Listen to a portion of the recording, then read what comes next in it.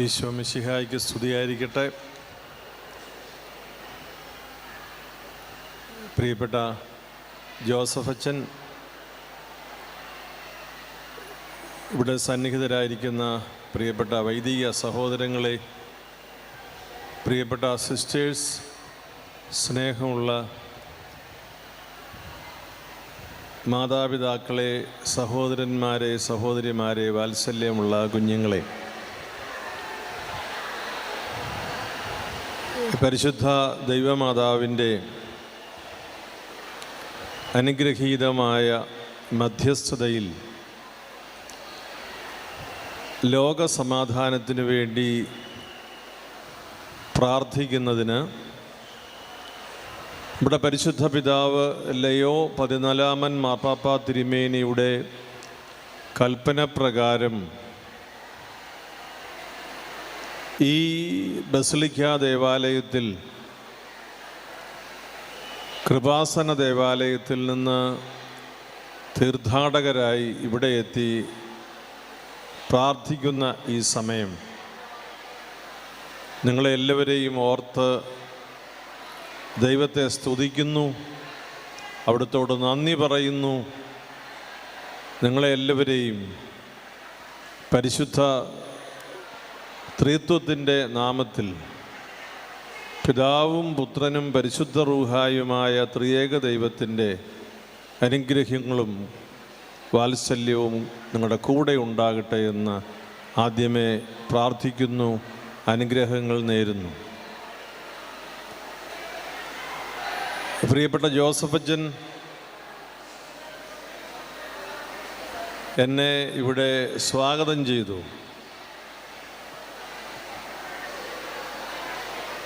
Joseph അച്ഛൻ്റെ നല്ല വാക്കുകൾക്ക് ഞാൻ പ്രത്യേകം നന്ദി പറയുന്നു. ജോസഫ് അച്ഛൻ ഇങ്ങോട്ടൊന്ന് വരാം.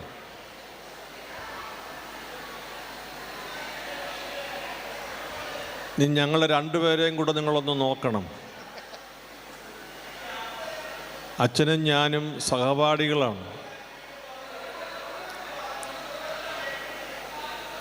ഞങ്ങൾക്ക് ഒരുമിച്ച് ആലുവ കർമ്മലഗിരി സെമിനാരിയിൽ പഠിക്കുന്നതിനും പ്രാർത്ഥിക്കുന്നതിനും വൈദിക പരിശീലനത്തിൽ ഏർപ്പെടുന്നതിനുമെല്ലാം ദൈവം തുണ ചെയ്തു. അന്ന് കൂടെ ഇരുന്ന് പഠിച്ച VP ജോസഫ് എന്ന ആ മെലിഞ്ഞ പയ്യൻ, എനിക്ക് വലിയ സന്തോഷത്തോടെ പറയാൻ കഴിയും, അനേകായിരങ്ങൾക്ക് പരിശുദ്ധ അമ്മയുടെ വിലയേറിയ മധ്യസ്ഥതയിൽ ദൈവാനുഭവം കൊടുക്കുന്ന കർത്താവിൻ്റെ ഒരു പുരോഹിതനാണ്. Hallelujah, hallelujah, hallelujah. കർത്താവിന് നന്ദി പറയുന്നു. അച്ഛൻ്റെ ശുശ്രൂഷകൾക്കായി സ്വർഗം കൂടുതൽ അനുഗ്രഹങ്ങൾ നൽകട്ടെ എന്ന് പ്രാർത്ഥിക്കുന്നു. പ്രിയപ്പെട്ടവരെ, നാം ഇന്ന് പരിശുദ്ധ പിതാവിൻ്റെ ഒരു പ്രത്യേക നിർദ്ദേശപ്രകാരമാണ് ലോക സമാധാനത്തിന് പ്രാർത്ഥിക്കുവാൻ ഇവിടെ ഒരുമിച്ച് വന്നിരിക്കുക. ലോകത്തിലെ അനേകമിടങ്ങളിൽ മനുഷ്യ സമൂഹത്തിൽ, രാജ്യങ്ങളിൽ, ചെറിയ പ്രദേശങ്ങളിൽ യുദ്ധവും അസ്വസ്ഥതയും വിദ്വേഷവും വെറുപ്പും, കൊച്ചു കുഞ്ഞുങ്ങൾ പോലും ജീവൻ നഷ്ടപ്പെടുന്ന ഒരവസ്ഥയിൽ, ഭക്ഷണം കിട്ടാതെ മരിക്കുന്ന കുഞ്ഞുങ്ങളുടെ എണ്ണം വർദ്ധിക്കുന്ന അവസ്ഥയിൽ, ആ ഒരു ലോകത്തിൻ്റെ വളരെ സങ്കീർണമായ ഒരവസ്ഥയിൽ പരിശുദ്ധ പിതാവ് സഭാ മക്കളോട് ആവശ്യപ്പെട്ടു, ലോക സമാധാനത്തിനായി പ്രാർത്ഥിക്കണം. സമാധാനം നടത്തുന്നവർ ഭാഗ്യവാന്മാർ. എന്തുകൊണ്ടെന്നാൽ അവർ ദൈവത്തിൻ്റെ പുത്രന്മാർ എന്ന് വിളിക്കപ്പെടും. അഷ്ടഭാഗ്യങ്ങളിൽ നാം ഓർത്തിരിക്കുന്ന ഭാഗമാണ്. സമാധാനം നടത്തുന്നവർ ഭാഗ്യവാന്മാർ. എന്തുകൊണ്ടെന്നാൽ അവർ ദൈവത്തിൻ്റെ പുത്രന്മാർ എന്ന് വിളിക്കപ്പെടും. ദൈവത്തിൻ്റെ പുത്രനെന്നും ദൈവത്തിൻ്റെ പുത്രി എന്നും വിളിക്കപ്പെടുന്നതിനേക്കാൾ നമുക്കെന്ത് മേൽവിലാസം? നമ്മുടെ ഭാഗ്യവും അനുഗ്രഹവും അതിനേക്കാൾ മഹത്തരമായി ഒന്നുമില്ല. കർത്താവ് പറയുന്നു, സമാധാനം നടത്തുന്നവർക്കുള്ള പദവിയാണ്, പേരാണ് ദൈവപുത്രനും ദൈവപുത്രിയും, ദൈവത്തിൻ്റെ മകനും ദൈവത്തിൻ്റെ മകളും. വളരെ സങ്കീർണമായ ഒരു ലോകത്ത് ആയുധങ്ങൾ എടുത്ത് യുദ്ധം ചെയ്യുന്നവരുണ്ട്. സമ്മർദ്ദത്തിലാക്കി ലോകത്തെ ഭയപ്പെടുത്തുന്നവരുണ്ട്. അധാർമികമായ പ്രവർത്തനങ്ങളിൽ ലോകത്തെ മർദ്ദിക്കുന്നവരുണ്ട്. തലമുറകളെ ബന്ധിക്കുന്നവരുണ്ട്. ഇവരെല്ലാം സമാധാനത്തെ ഇല്ലാതാക്കുകയാണ്. നാം നേരിലൊരു യുദ്ധം കാണുന്നില്ലെങ്കിലും അവിടെ സമാധാനമുണ്ടെന്ന് പറയുവാനാവില്ല. ചില രാജ്യങ്ങൾ തമ്മിൽ നേരിട്ട് യുദ്ധമൊന്നും നമ്മൾ കാണുന്നില്ലെങ്കിലും ജനങ്ങൾ ഭയപ്പെട്ടാണ് കഴിയുക. ലോകത്തിലെ അനേകം ഇടങ്ങളിൽ ഈ അസമാധാനം വർദ്ധിക്കുമ്പോൾ വിശുദ്ധ പത്രോസിൻ്റെ പിൻഗാമി ലോകത്തോട്, സഭയോട് പറയുന്നു, നിങ്ങൾ ദൈവത്തോട് പ്രാർത്ഥിക്കണം. കാരണം സമാധാനം പൂർണ്ണമായി നമുക്ക് ലഭിക്കുന്നത് ദൈവിക ഇടപെടലിലൂടെയാണ്. ദൈവം തിരുമനസ്സാകുന്നെങ്കിൽ ദൈവത്തിൻ്റെ ഇഷ്ടപ്രകാരം അത് സാധ്യതമാകണമെങ്കിൽ നമ്മുടെ ആഗ്രഹം ദൈവസന്നിധിയിൽ നാം പ്രകടിപ്പിക്കണം. ലോകത്തിൻ്റെ മുൻപിൽ നാം ഒരു സമർപ്പണം ദൈവത്തിന് മുൻപാകെ നടത്തുകയാണ്. നാഥ, നഷ്ടപ്പെട്ടു പോയ സമാധാനം ഞങ്ങൾക്ക് തിരികെ ലഭിക്കണം. ഞങ്ങൾക്ക് നഷ്ടമായ ആത്മാവിൻ്റെ സന്തോഷം വീണ്ടും ഞങ്ങൾക്ക് തരണമേ എന്ന് 51-ാം സങ്കീർത്തനത്തിൽ പ്രാർത്ഥിക്കുന്നത് പോലെ നാം ഈ പരിശുദ്ധ സങ്കേതത്തിൽ ഒരുമിച്ച് പരിശുദ്ധ അമ്മയുടെ വിലയേറിയ മധ്യസ്ഥതയിൽ സ്വർഗത്തോട് പ്രാർത്ഥിക്കുന്നു, നാഥ, ഞങ്ങൾക്ക് സമാധാനം തിരികെ തരണം. നീതിയും സമാധാനവും ദൈവപദ്ധതിയിലെ മാറ്റിവെക്കാനാവാത്ത ഒരുപോലെയുള്ള ഘടകമാണ്. നീതിയും സമാധാനവും.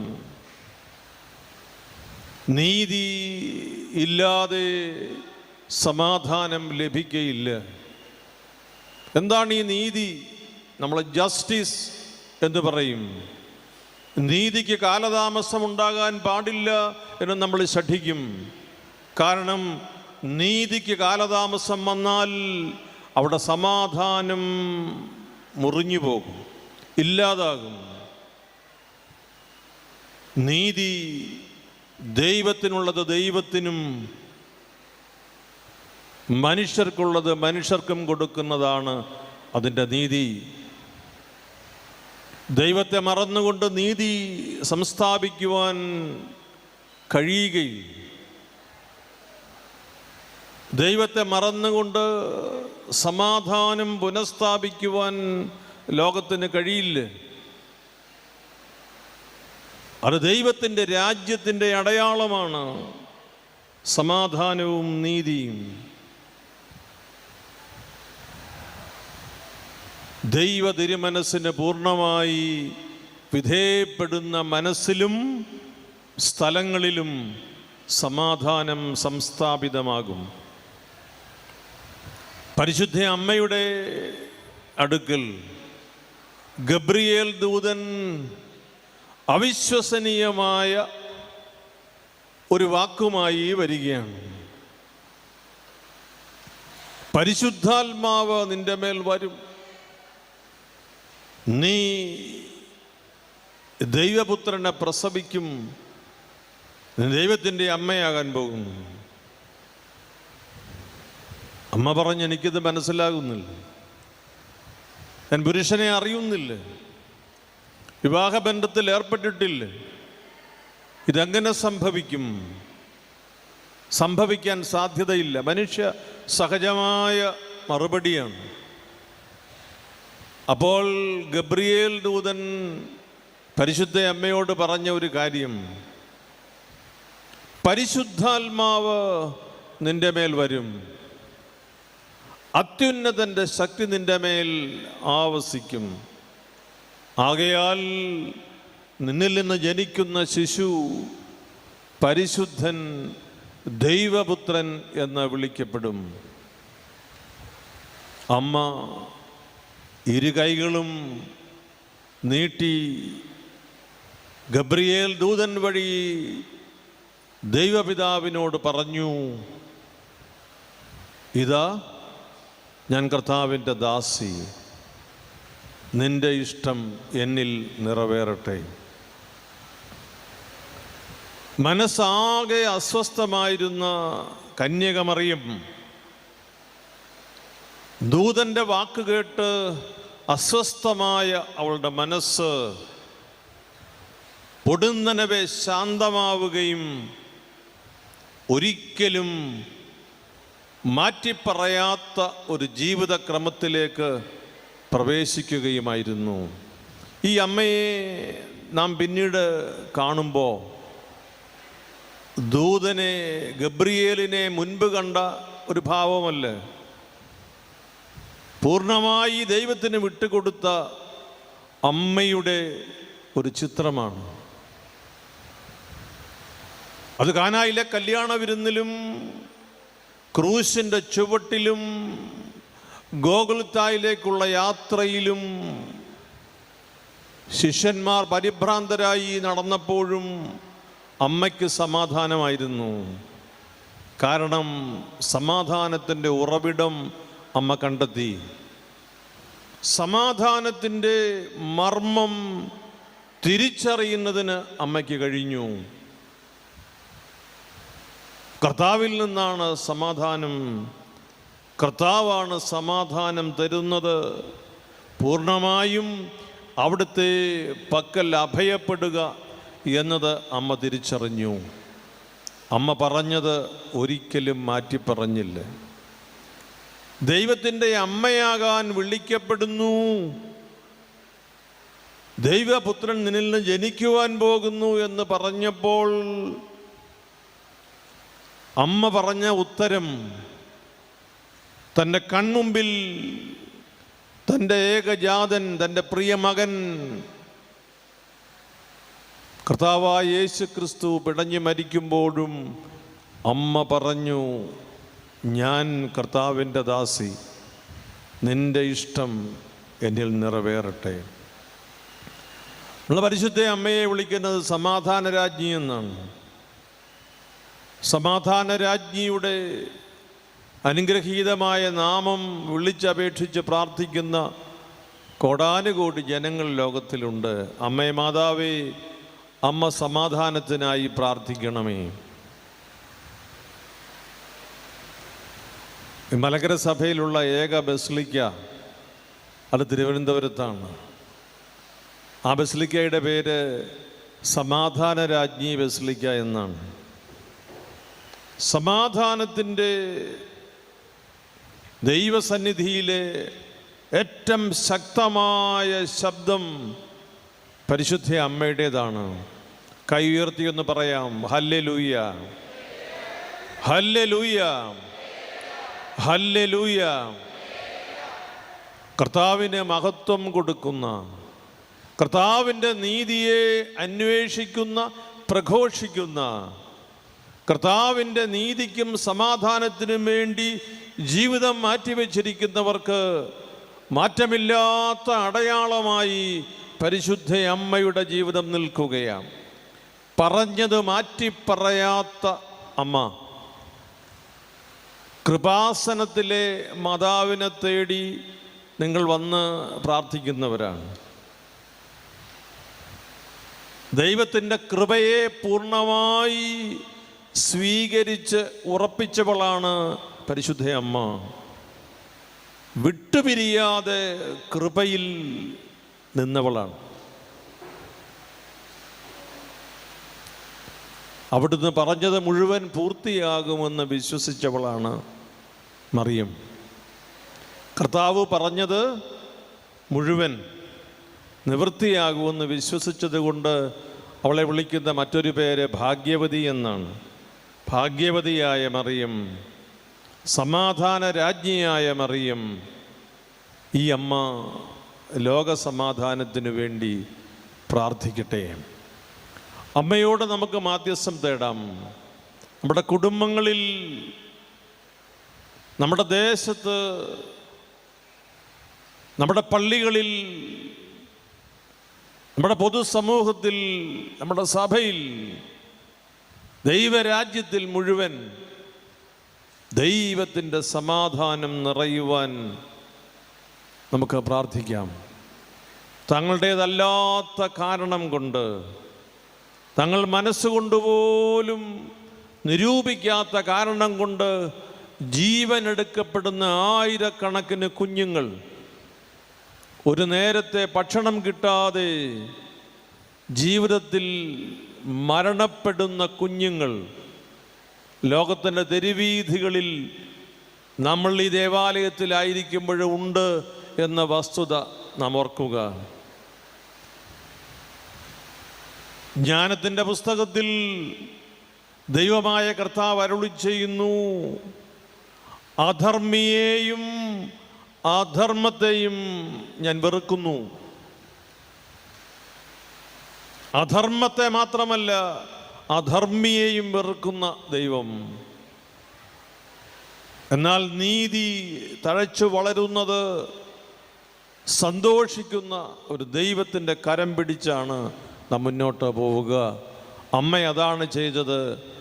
കർത്താവേ, അങ്ങയുടെ ദാസി, നിൻ്റെ ഇഷ്ടം എന്നിൽ നിറവേറണം.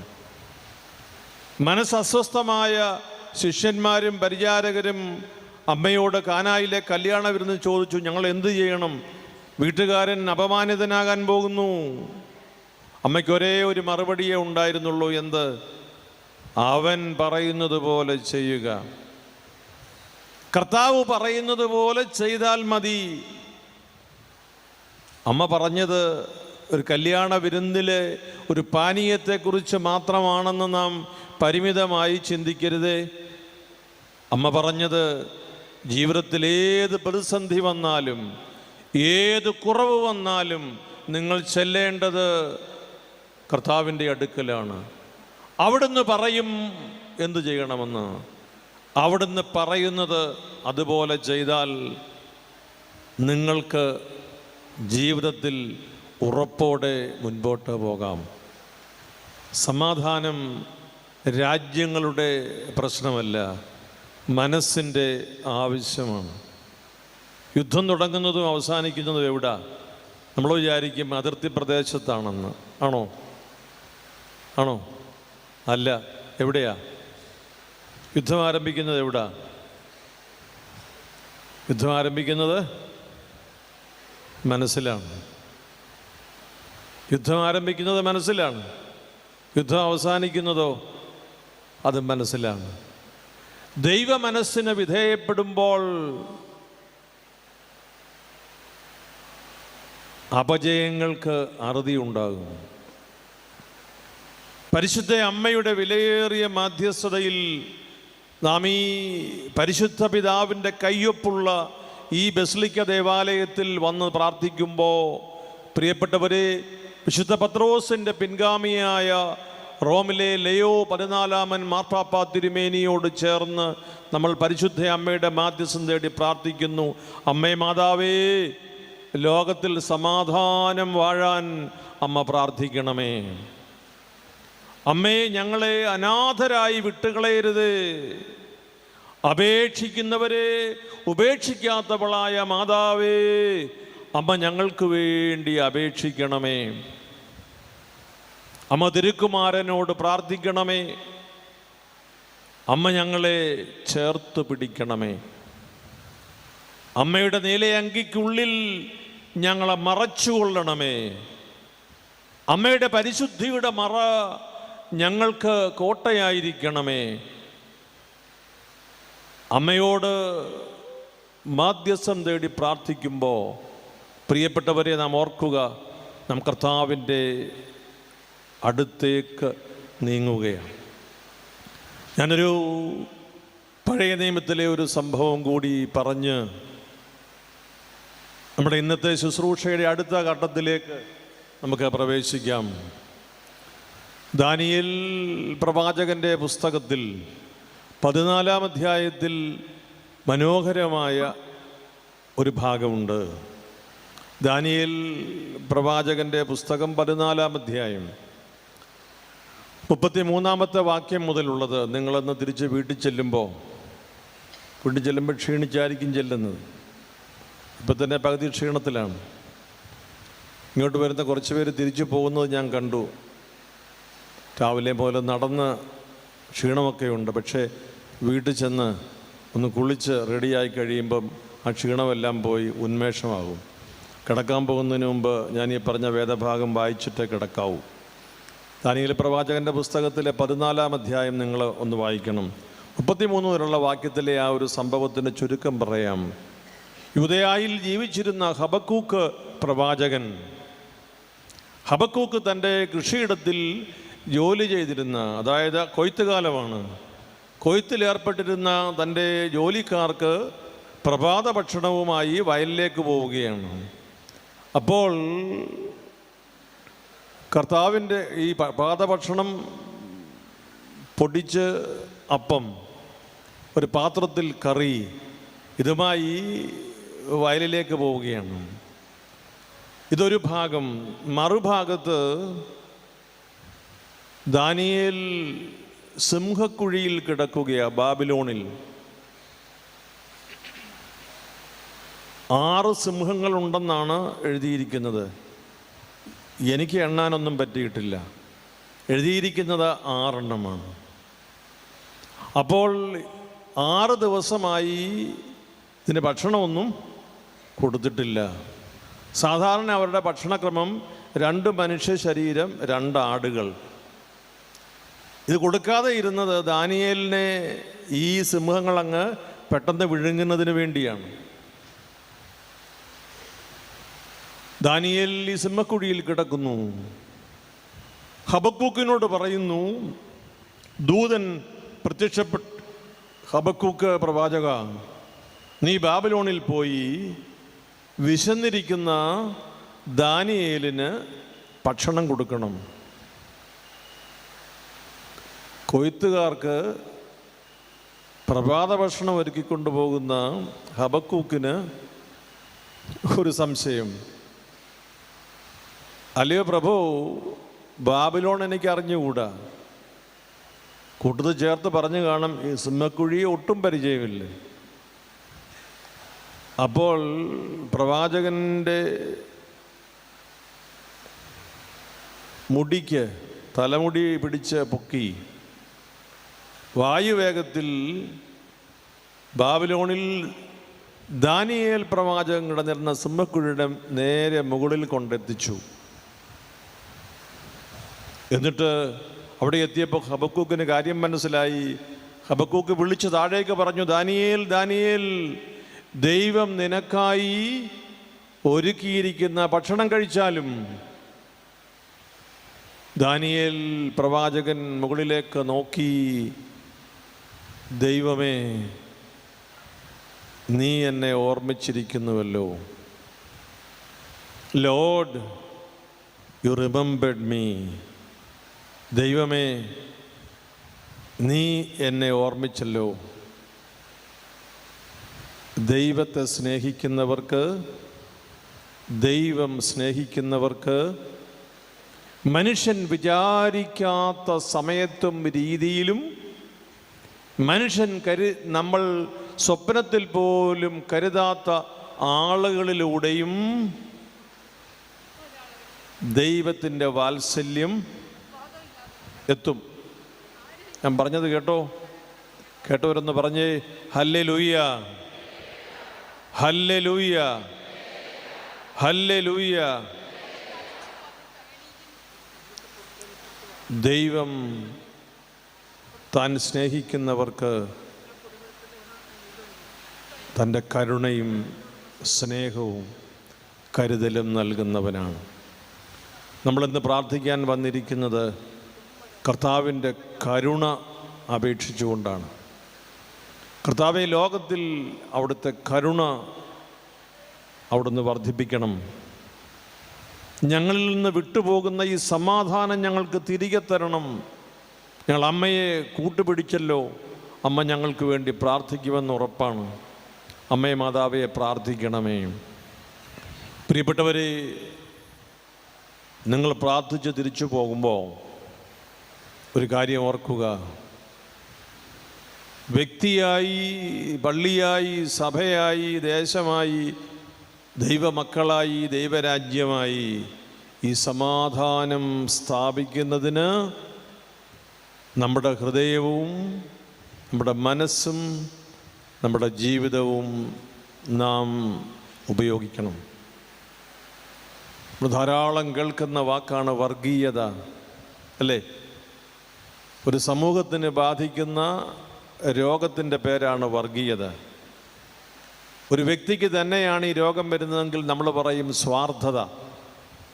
സ്വാർത്ഥതയുടെ കൂട്ടുപര്യായമാണ് വർഗീയത. എന്ന് വെച്ചാൽ ഒരാൾക്കുള്ള രോഗം പലർക്ക് അതൊരു രോഗമായാൽ അതിൻ്റെ പേരാണ് വർഗീയത. നീതിയും സമാധാനവും വേഗത്തിൽ നഷ്ടപ്പെട്ടു പോകാൻ പ്രേരണ നൽകുന്ന കാര്യമാണ് ഈ വർഗീയത. എന്ന് വെച്ചാൽ എനിക്ക് മാത്രം ജീവിച്ചാൽ മതി, ഞാനേ ഉള്ളൂ ഈ ലോകത്തിൽ ജീവിക്കാൻ അർഹതയുള്ളത്, എൻ്റെ കാര്യം മാത്രം നടന്നാൽ മതി. ഇത് നീതിക്കും സമാധാനത്തിനും വലിയ തകർച്ചയുണ്ടാക്കുന്ന ചിന്തയാണ്. അത് ഞാൻ ചിന്തിച്ചാലും നിങ്ങൾ ചിന്തിച്ചാലും ആര് ചിന്തിച്ചാലും അത് വർഗീയതയാണ്. ക്രിസ്ത്യാനി അങ്ങനെ ചിന്തിക്കുന്നത് കൊണ്ട് വർഗീയതയല്ലാതെ വരുമെന്ന് ധരിക്കരുത്. ഏത് വിഭാഗത്തിൽപ്പെട്ട മനുഷ്യരും സ്വാർത്ഥതയെ കൂട്ടുപിടിച്ച് സ്വന്തം കാര്യത്തിനു വേണ്ടി മാത്രം ചിന്തിക്കുകയും മറ്റുള്ളവരെ അപഹസിക്കുകയും അവരെ ചവിട്ടിത്താഴ്ത്തുകയും വാളില്ലാത്തത് കൊണ്ട് നാവ് കൊണ്ട് അവരെ കൊല്ലുകയും ചെയ്യുന്ന സമ്പ്രദായ ക്രമങ്ങൾ വർദ്ധിച്ചു വരുന്ന ഒരു കാലത്ത് നാം ഓർക്കുക, ഇത് തിന്മയാണ്. ദൈവം ഇഷ്ടപ്പെടുന്ന പ്രവൃത്തിയല്ല. നാം ദൈവത്തെ ഇഷ്ടപ്പെടുന്നെങ്കിൽ അവിടുത്തെ രാജ്യത്തിൻ്റെ അടയാളം മാത്രം അന്വേഷിക്കുക. കർത്താവ് പറഞ്ഞില്ലേ, മുന്നമേ ആദ്യമേ അവിടുത്തെ രാജ്യവും നീതിയും അന്വേഷിക്കുക, അതോടൊപ്പം നിങ്ങൾക്കെല്ലാം ലഭിക്കും. കർത്താവിനെ നാം സ്നേഹിക്കുന്നത് അവിടുത്തെ രാജ്യത്തിൻ്റെ അടയാളത്തോട് ചേർന്ന് നിന്നാണ്. If you love me you will keep my commandments. നിങ്ങളെന്നെ സ്നേഹിക്കുന്നെങ്കിൽ എൻ്റെ കൽപ്പനകൾ പാലിക്കും. അതെ, പരിശുദ്ധ അമ്മയുടെ മാധ്യസ്ഥം നമ്മെ നീതിയുടെയും സമാധാനത്തിൻ്റെയും വഴിയിലേക്ക് നമ്മുടെ പ്രവർത്തികൾ വഴി, നമ്മുടെ ചിന്ത വഴി, നമ്മുടെ സമീപനം വഴി ലോകത്തിൽ ഒരാൾ പോലും ദൈവത്തിൽ നിന്ന് അകന്നു പോകാൻ ഇടയാകരുതെന്ന ശാഠ്യം നമുക്കുണ്ടാകണം. നമ്മുടെ പ്രവൃത്തി വഴി, നമ്മുടെ വാക്കുവഴി ഒരാൾ കൂടി ദൈവത്തോട് അടുത്തു വരുന്നതിന് നാം ആഗ്രഹിക്കുകയും പ്രവർത്തിക്കുകയും ചെയ്യണം. അമ്മ സഹായിക്കും, അമ്മ കൂടെ നിൽക്കും, അമ്മ മാധ്യസ്ഥം നമുക്ക് വേണ്ടി സ്വർഗത്തോട് പറയും. വലിയ സന്തോഷത്തോടും വലിയ ചാരിതാർത്ഥ്യത്തോടും കൂടി തന്നെയാണ് ഞാനിവിടെ വന്നത്. ജോസഫച്ചൻ പറഞ്ഞതുപോലെ വഴിയിൽ ഞാൻ കുടുങ്ങിപ്പോയി. ഇപ്പം ഇത്രയേ പ്രശ്നം ട്രാഫിക്കൊക്കെ ഉണ്ടാകുമെന്ന് എന്നോട് പറഞ്ഞെങ്കിലും ഇങ്ങനെ കുടുങ്ങിപ്പോകുമെന്ന് ഞാൻ വിചാരിച്ചില്ല. എൻ്റെ കൂടെ വന്ന അച്ഛൻ നന്നേ പാടുപെട്ടു. അരമണിക്കൂർ നേരത്തേക്ക് അച്ഛൻ എൻ്റെ മുഖത്ത് നോക്കിയിട്ടില്ല. കാരണം എന്നോട് പറയാൻ മറുപടി ഒന്നും ഇല്ലാത്ത കൊണ്ടാണ്. ഒരു വണ്ടിയും മുമ്പോട്ട് പോകുന്നില്ല, പുറകോട്ടും പോകുന്നില്ല. അതുകൊണ്ട് അച്ഛൻ മുമ്പോട്ട് തന്നെ നോക്കി നടക്കുന്നത് ഞാൻ കണ്ടു. ഇവിടുത്തെ വോളണ്ടിയേഴ്സൊക്കെ കൂടി വന്ന് സഹായിച്ചു. അതുകൊണ്ട് ഈ സമയത്ത് ഇവിടെ വരാൻ സാധിച്ചു. എനിക്ക് വലിയ സന്തോഷം, വലിയ ദൈവാനുഗ്രഹം നിങ്ങൾ ഓരോരുത്തരും പ്രാപിച്ച് മടങ്ങുന്നത് ദൈവത്തിൻ്റെ നിങ്ങളെക്കുറിച്ചുള്ള പദ്ധതിയാണ്. നമ്മൾ മുട്ടുമടക്കുമ്പോൾ കൈവിരിക്കുന്ന ഒരു ദൈവം, നമ്മൾ മുട്ടുമടക്കുമ്പോൾ കൈവിരിച്ച് അനുഗ്രഹിക്കുന്ന ഒരു ദൈവം നമുക്കുള്ളപ്പോൾ നാം എന്തിനു ഭയപ്പെടണം? If God is with us, who can be against us? ദൈവം നമ്മുടെ പക്ഷത്തെങ്കിൽ ആര് നമുക്കെതിരെ നിൽക്കും?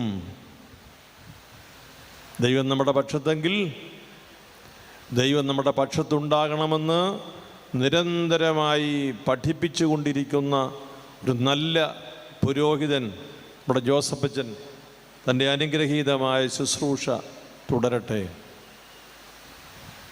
അപഹസിക്കുന്നവരും പരിഹസിക്കുന്നവരും ക്രിസ്തീയ ജീവിതത്തിന് ചുറ്റും ഉണ്ടാകും.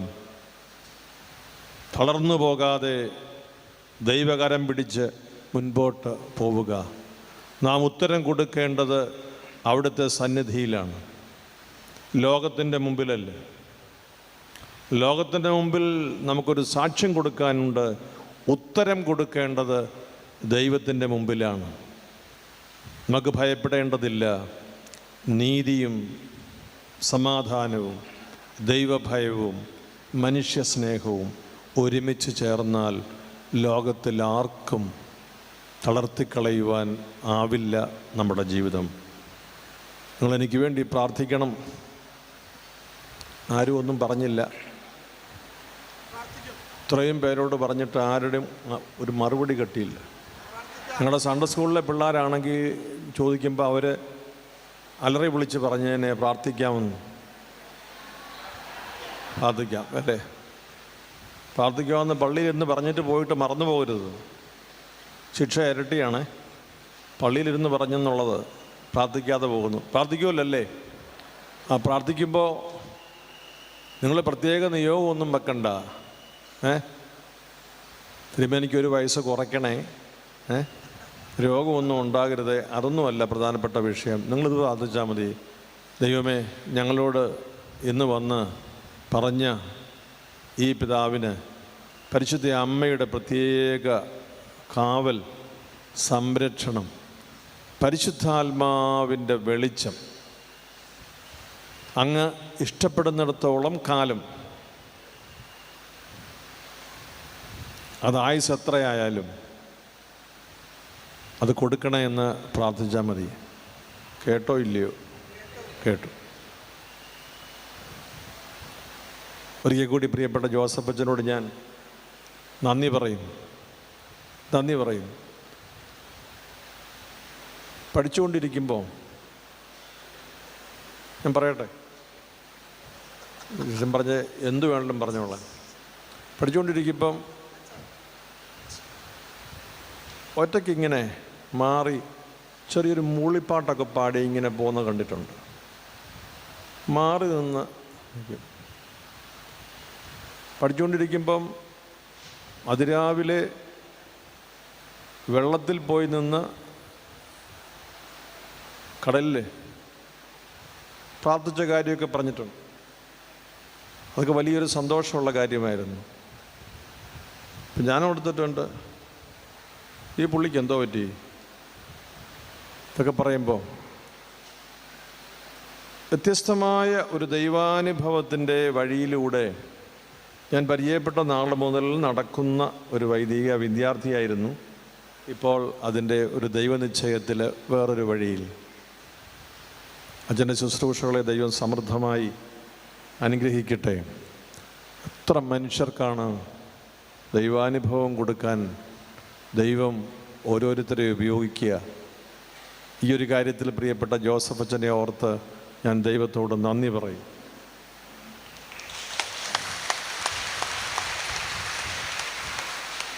നിങ്ങളെല്ലാവരും തിരുസഭയ്ക്ക് വേണ്ടി പ്രാർത്ഥിക്കണം, പരിശുദ്ധ പിതാവിന് വേണ്ടി പ്രാർത്ഥിക്കണം.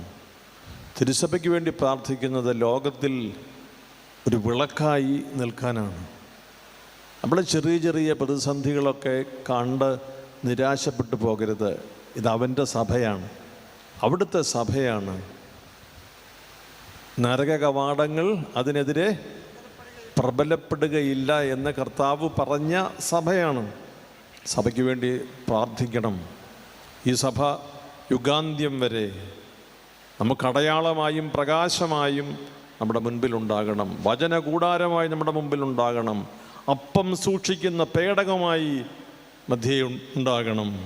അമ്മയും മാലാഖ വിശുദ്ധരും കാവൽ നിൽക്കുന്ന ഈ വിശുദ്ധ കൂടാരത്തിന് സ്വർഗം എപ്പോഴും സംരക്ഷണം നൽകി കാത്തു പരിപാലിക്കുമ്പോൾ എളിയവരായ നമ്മുടെ പ്രാർത്ഥന, ദൈവമേ ഈ സാക്ഷ്യകൂടാരത്തെ അങ്ങ് എല്ലാ പ്രക്ഷോഭങ്ങളിൽ നിന്നും സംരക്ഷിക്കണമേ എന്ന് പ്രാർത്ഥിക്കണം. നിങ്ങളെല്ലാവരെയും ദൈവം അനുഗ്രഹിക്കട്ടെ, നിങ്ങളുടെ കുടുംബങ്ങളെ അനുഗ്രഹിക്കട്ടെ. നിങ്ങളുടെ നിയോഗങ്ങൾ, നിങ്ങളുടെ മനസ്സിൽ പലതുണ്ടാകും, ആ നിയോഗങ്ങളെയെല്ലാം ദൈവം പൂർത്തീകരിക്കട്ടെ. പരിശുദ്ധ അമ്മ നിങ്ങൾക്ക് വേണ്ടി സ്വർഗത്തിൽ തിരുക്കുമാരനോട് പ്രാർത്ഥിക്കട്ടെ. അമ്മ നിങ്ങളെ പറഞ്ഞയക്കുന്നത് ഇങ്ങനെയാണ്: അവൻ എൻ്റെ മകൻ യേശു തമ്പുരാൻ, നമ്മുടെ കർത്താവും ദൈവവും രക്ഷിതാവുമായ യേശു മിശിഹ അവിടുന്ന് പറയുന്നത് പോലെ ചെയ്യുക. ആമേൻ.